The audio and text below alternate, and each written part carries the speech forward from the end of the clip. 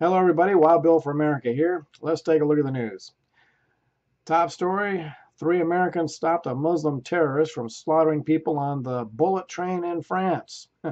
Apparently the crew of the train locked themselves in their compartment and left the passengers to deal with the terrorists. And 3 Americans stepped up, charged that heavily armed gunman, took him down, and beat him unconscious.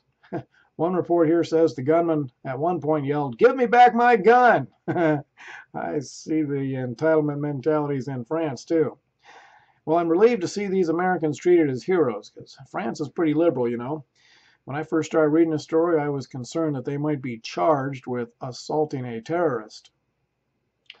And we have yet another story of a corrupt judge fining a high school for allowing the band to play a Christian hymn. Judge Carlton Reeves, a Democrat appointed by Obama. There's your first clue right there.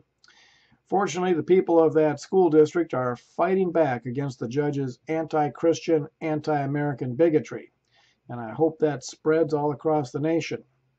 Let me tell you, people, federal judges are appointed for life, and that means they're in a position to harm the USA for many, many years after the president who appointed them is gone.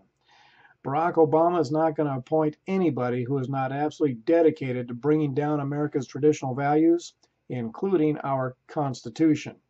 What Elena Kagan has done on the Supreme Court is just the beginning of the left-wing corruption of American courts. Let's see. Looks like I have my first disagreement with Ted Cruz, the man who is eligible to be president. He wants to shut down the IRS, and of course I cheer him for that. But he says he wants to send all 90,000 of them down to guard the Mexican border. No, Ted, think about this. There's just something poetic about IRS agents being unemployed. The military belongs on the southern border. Now, I know the Democrats whine about how wrong it would be to militarize the border, but they're just trying to protect their voter fraud schemes. Anybody knows that the first duty of any military is to guard the borders of its own nation. And sooner or later, we are going to go to war with the drug cartels. Democrats will lose a lot of friends and money there.